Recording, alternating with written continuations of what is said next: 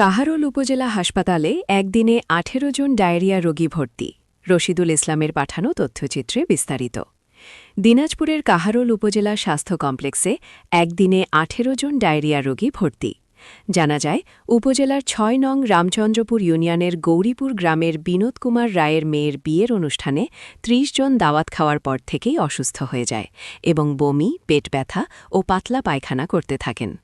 ১৭ ও ১৮ December তারিখ পর্যন্ত বিনোদ রায়ের বাড়িতে প্রাথমিক চিকিৎসা দেওয়ার ফলেও কোনো উন্নতি না হওয়ায় ১৮ ডিসেম্বর বৃহস্পতিবার সন্ধ্যায় কাহারোল উপজেলা হাসপাতালে ১৮ জন রোগীকে ভর্তি করা হয়েছে। ডাক্তার শুভ রায়ের সাথে কথা বললে তিনি জানান, হয়তো এনারা বাসি খাবার খেয়েছে আর সেই খাবার খেয়েই ফুড পয়জনিং হয়েছে, কিন্তু তাদের সুস্থ হতে ২-৩ দিন সময় লাগবে। তবে আমাদের হাসপাতালের চিকিৎসক ও নার্সরা চিকিৎসা সেবা দিতে তৎপর রয়েছেন। এই খবরটি শোনার পর কাহারোল উপজেলা বিএনপি সাধারণ সম্পাদক প্রভাষক মোহাম্মদ শামীন আলী রোগীদের খোঁজখবর নেওয়ার জন্য হাসপাতালে ছুটে যান এবং রোগীদের খোঁজখবর নেন।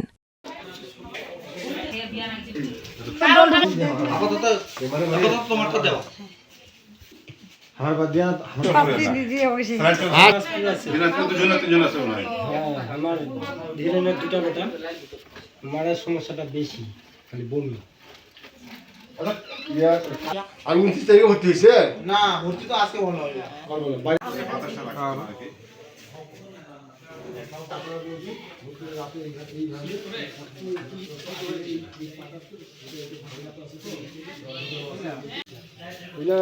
খাওয়াটা